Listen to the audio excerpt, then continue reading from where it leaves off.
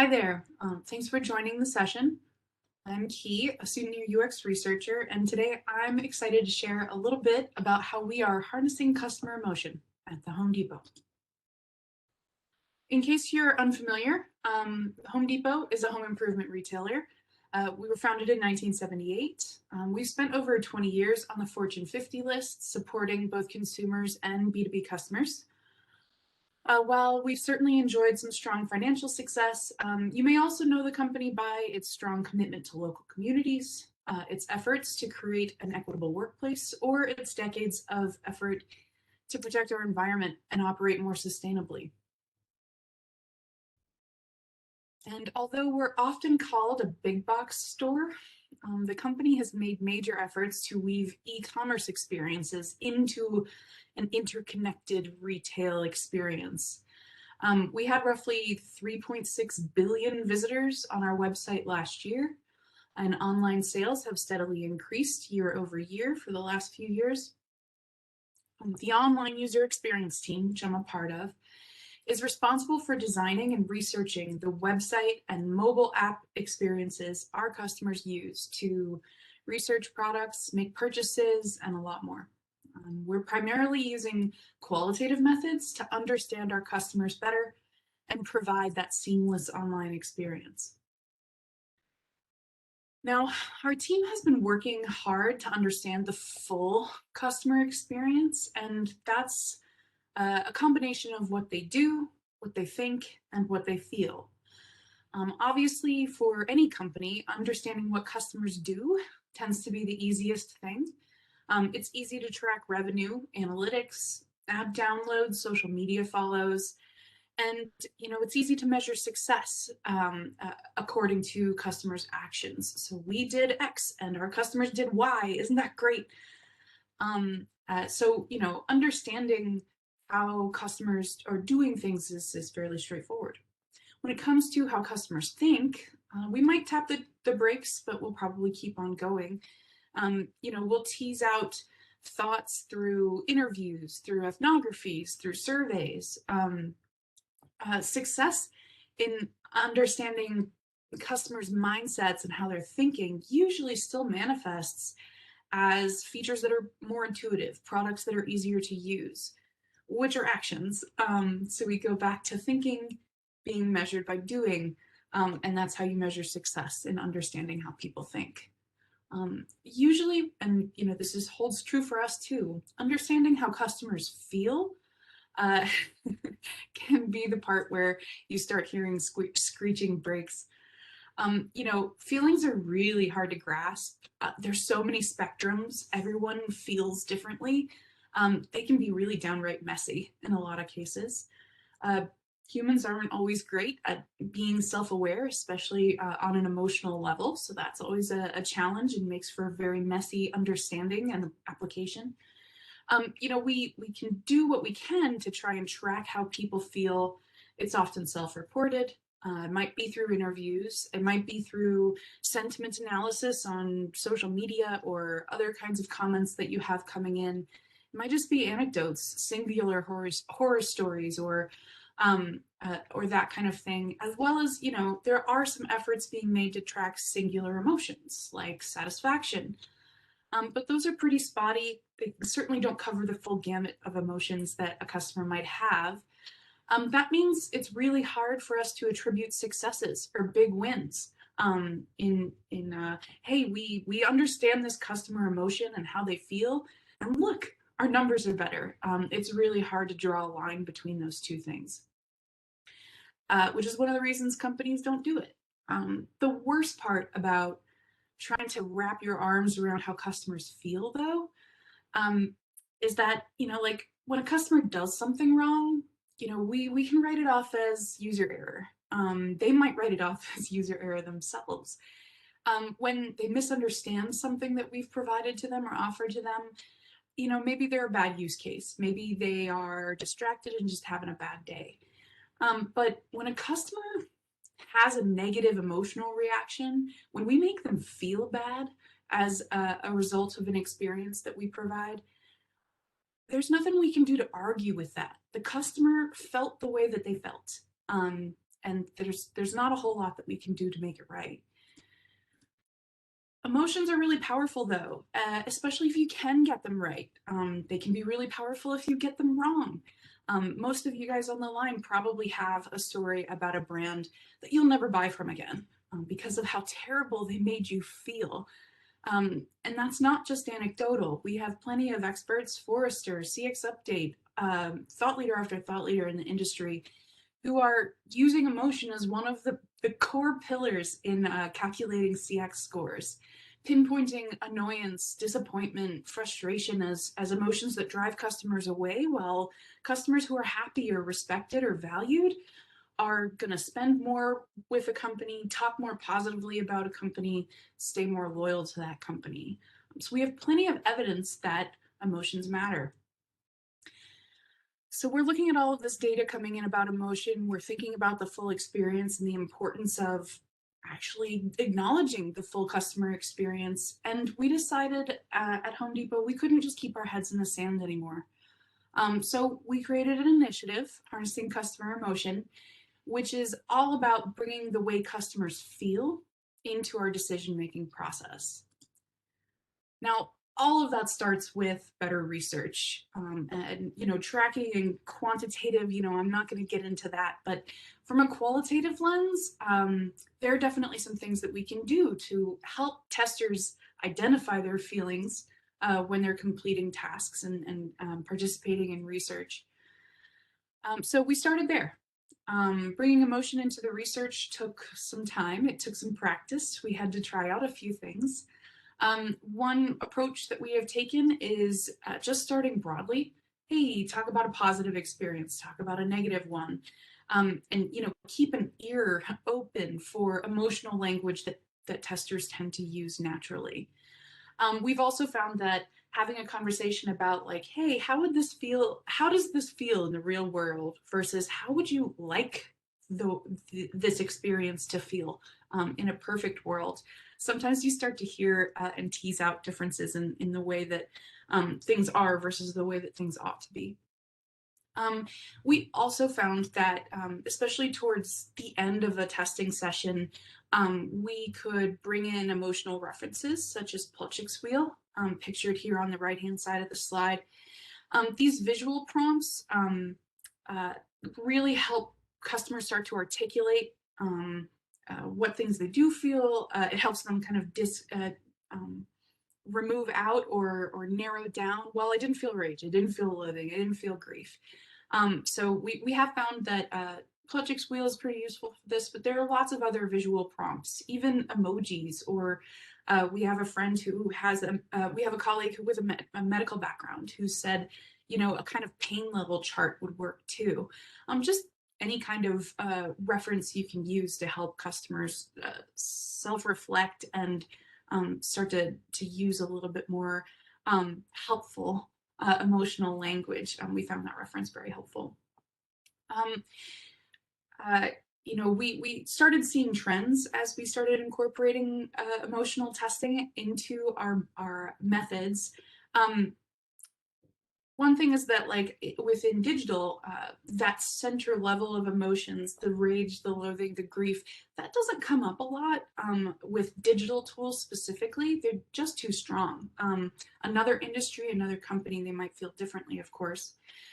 Some of the common positive emotions we've heard from customers over the years now that we've been doing this work: interest, trust, surprise, appreciation.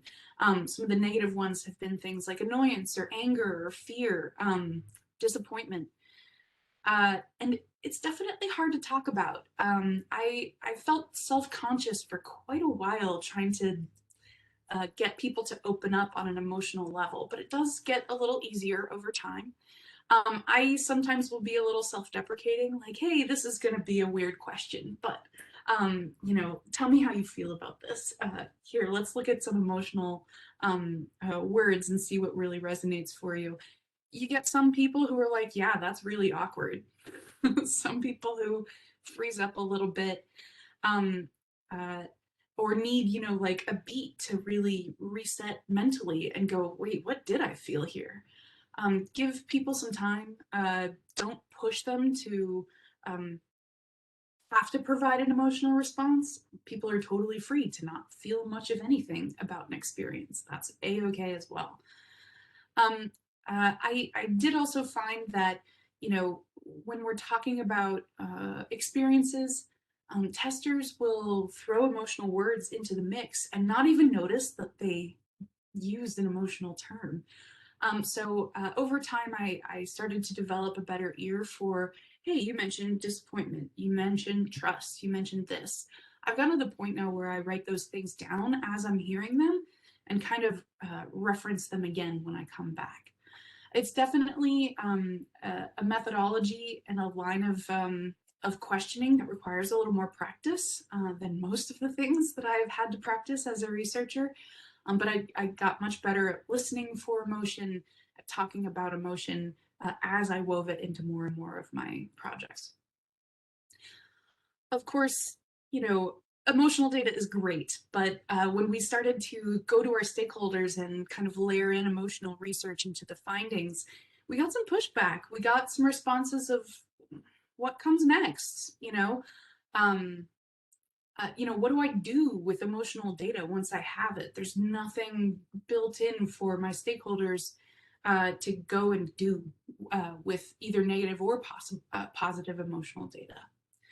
So one of the things that HCE, or our Harnessing Customer Emotion Initiative, has assembled is an empathy workshop. We decided to try building stronger empathy internally by conducting this workshop with our UX designers and our product partners, as well as the researchers to sort of guide us along. It was multiple steps. So we did some emotional priming to get the whole team a little bit more comfortable talking about emotions and listening for key emotions. Plutchik's wheel played a big part in that.